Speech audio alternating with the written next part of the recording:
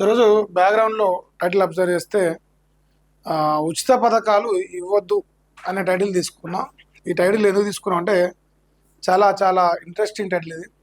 తెలంగాణ రాష్ట్రంలో వాస్తవానికి మీ అందరూ తెలిసిందే, కాంగ్రెస్ పార్టీ ఎన్నికల్లో ఒక 6 గ్యారెంటీలు ఇచ్చింది. దాంతోపాటు 420 హామీలు ఇచ్చింది. సో ఇవన్నిటిపైన రాష్ట్రంలో ఇప్పటికే ప్రజల లోపల నెగిటివిటీ ఉన్నది. ఎందుకంటే వీళ్ళు ఏ ఒక్క హామీని కూడా నెరవేర్చే ప్రయత్నం చేయలేదు ఇప్పటివరకు కూడా.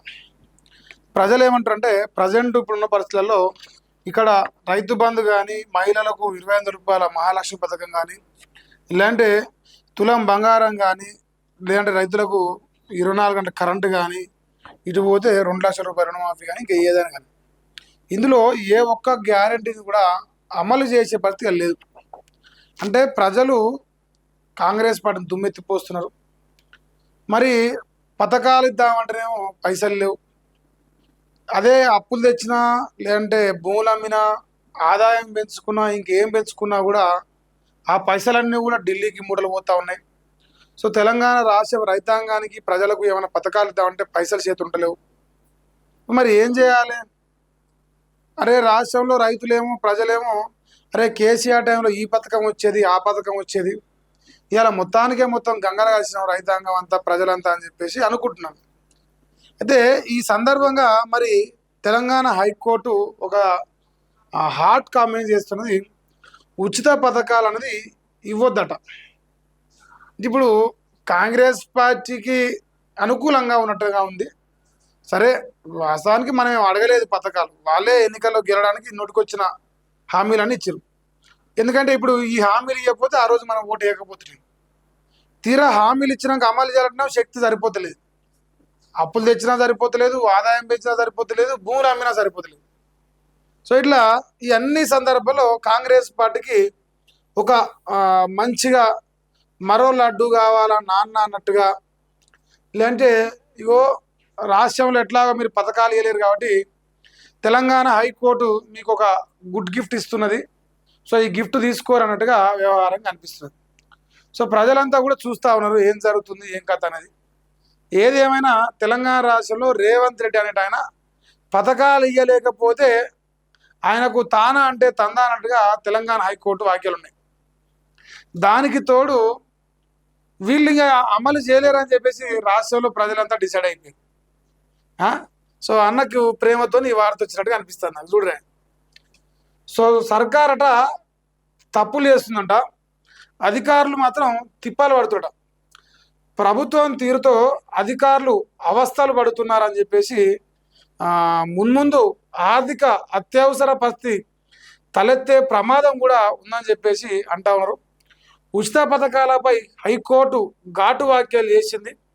ప్రభుత్వంపై న్యాయమూర్తి మండిపడ్డాడు. కోర్టుకు హాజరైన సందీప్ సుల్తానియా విషయంలో ఈ వ్యాఖ్యలు చేస్తారంట. అయితే ఆచరణ సాధ్యంగా రీతిలో ప్రభుత్వ ఉచిత పథకాలు అనర్హుల నుంచి ఒక్క తెల్లకాడు కూడా తొలగించలేరా?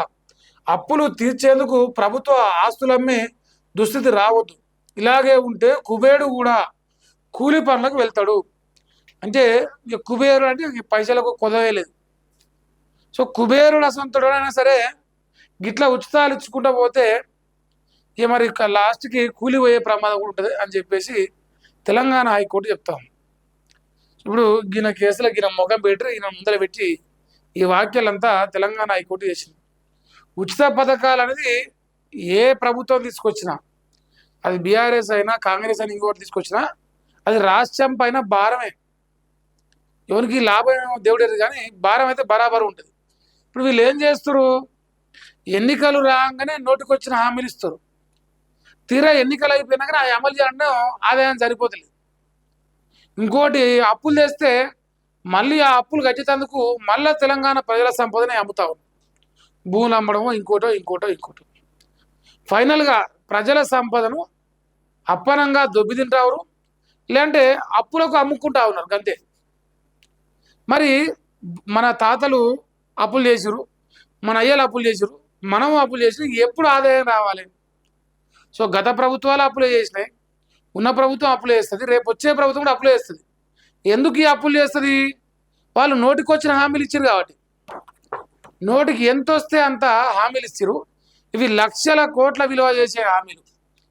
మరి లక్షల కోట్ల ఆదాయం లేదు కదా. ఆదాయం లేనప్పుడు ఇవన్నీ అమలు చేయాలంటే మళ్ళీ అప్పు తేవాలి. అప్పు తెస్తే రేవంత్ రెడ్డి జూబ్లీస్ ప్యాలెస్లోకి వెళ్ళో లేదంటే కల్వకుంట్ల చంద్రశేఖరరావు ఫామ్ హౌస్లోకి వెళ్ళో కట్టరు. తెలంగాణ ప్రజల దగ్గర నుంచే కడతారు. ఇది ఆ రోజు కూడా మళ్ళీ భారమే. ఈ వాక్యాలు ఎప్పటి నుంచో వస్తున్నాయి ప్రజలలో చర్చ. భారతీయ జనతా పార్టీ దేశంలో ఉచితాలకు తక్కువ ప్రియారిటీ ఇస్తుంది. ఎందుకు? అరే నాయన, భవిష్యత్తు తరాలకు మళ్ళా ఇబ్బంది అవుతుంది. సో ఎంతో కొంత మనం అప్పులను తగ్గించుకునే ప్రయత్నం చేయాలి, ఈ ఉచిత పథకాలు తగ్గించే ప్రయత్నం చేయాలని చెప్పేసి వాళ్ళు ప్రయత్నం చేస్తారు. ప్రధానంగా వ్యవసాయం పైన కావచ్చు, విద్య పైన కావచ్చు, ఆరోగ్యం పైన కావచ్చు, ఈ మూడు అంశాలు ఉచిత పథకాలకు పెద్దగా ఎవరు వ్యతిరేకత చూపించరు. సరే, ఎందుకంటే భవిష్యత్తు తరాలను బాగుపడతాయి, విద్యా వైద్యం అని ఉంటే భవిష్యత్తు తరాలు సంతోషంగా ఉంటాయని చెప్పేసి ఆ అంశాల్లో పెట్టుబడి పెట్టినా, ఆ అంశాల్లో ఉచిత పథకాలు ఇచ్చినా పెద్దగా ఆబ్జెక్షన్ చెప్పరు. మిగతా అంశాలు, ఇప్పుడు సపోజు ఈ స్కూటీలు ఇస్తాము, తులం బంగారం ఇస్తాము, ఇటు పోతే మహిళలకు 20, ఇవన్నీ దొంగ హామీలే. ఇవన్నీ కూడా ప్రజల తలకాయ పైన భారం పడేదే అప్పుల రూపంలో. లబ్ధిదారులు ఉండొచ్చు కాక, కానీ ప్రజల తలకాయ మీద భారం పడతా ఉన్న కొద్దీ భవిష్యత్తు తరాలకు ఇంకా ఏమి లేకుండా అవుతా. సో తెలంగాణ హైకోర్టు ఒక అసమర్థ ముఖ్యమంత్రి ఈ రాష్ట్రానికి సీఎం కుర్చీలో కూర్చుంది కాబట్టి ఎట్లాగో ఆయన అసమర్థుడే, దానికి తోడు ఇది భవిష్యత్తులో ఇబ్బంది అవుతుంది కాబట్టి కూడా ఈ కామెంట్ చేస్తాం. పోనీ ఇప్పుడు హైకోర్టు వీళ్ళకు వార్నింగ్ ఇచ్చేంత ఉచిత పథకాలు ఏం పీకిస్తారో చెప్పురి. ఇలా వృద్ధులకు పెన్షన్ పెంచుతామని చెప్పేసి 2.5 సంవత్సరాలు అయింది, పెంచిన పాపాన పోలే. ఇలా రైతాంగానికి రైతు భరోసా ఇస్తామని చెప్పేసి 5,000 పెంచుతామని చెప్పేసి అది కూడా 2.5 సంవత్సరాలు అయిపోయింది, అది వీకిచ్చిన పాపాన పోలే.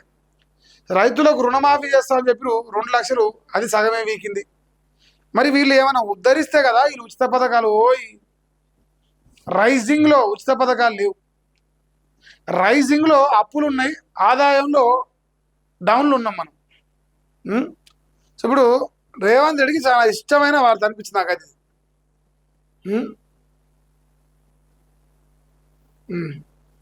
ఇక ఈ వార్తను ఒక్కొక్క తిరిగి రాసింది.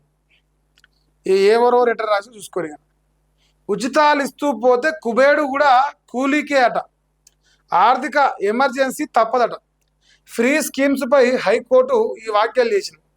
కోటీశ్వర్లకు రైతు భరోసా, రేషన్ బియ్యానికి బైక్ పై వస్తున్నారట, చదువుకోవాలని విద్యార్థులకు ఫీజులు చెల్లిస్తున్నారని కామెంట్ చేశాడు. సరే, చదువుకోని విద్యార్థులకు కంటోన్మెంట్ బోర్డు నిధుల అంశంలో ఫిర్యాదుపై విచారణ చేశారు. వారెంట్ జారీతో కోర్టుకు హాజరైన ఆర్థిక శాఖ ముఖ్య కార్యదర్శి సందీప్ కుమార్ సుల్తానియా ధిక్కరణ కేసులో శిక్ష వేస్తే జీవితకాలం జైల్లోనే ఉండాల్సి వస్తుందన్న హైకోర్టు. ఇది వార్నింగ్ ఎవరికి? ప్రభుత్వం తరఫున ఆర్థిక శాఖ ముఖ్య కార్యదర్శి పేరంటే అర్థమైంది. ప్రభుత్వం అంటే ఏంది? ఆయన జస్ట్ అధికారే.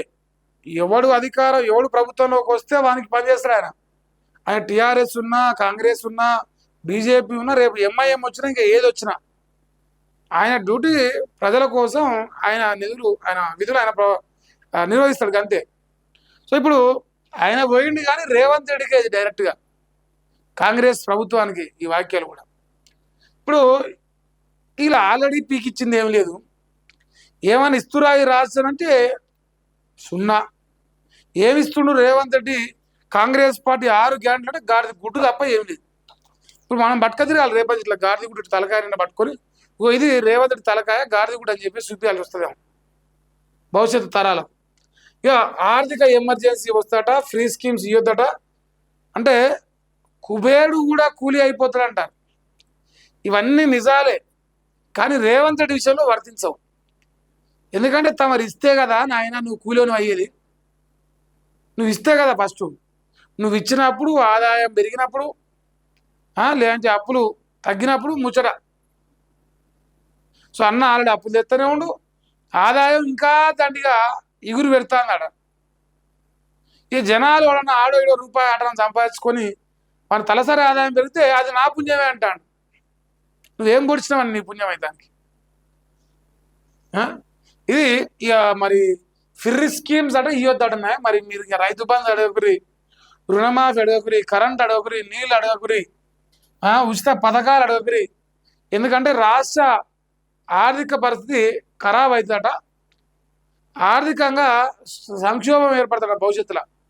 సో అందుకోసం కాంగ్రెస్ పార్టీ ముఖ్యమంత్రి రేవంత్ రెడ్డి గారు తెలంగాణ రాష్ట్రాన్ని అభివృద్ధి చేయడం అనే లక్ష్యంగా ఆయన ఉచిత పథకాలు ఇయ్యడు కాక ఇయ్యడు, ఇస్తలేడు, ఇయ్య బోర్డు కూడా భవిష్యత్తులో.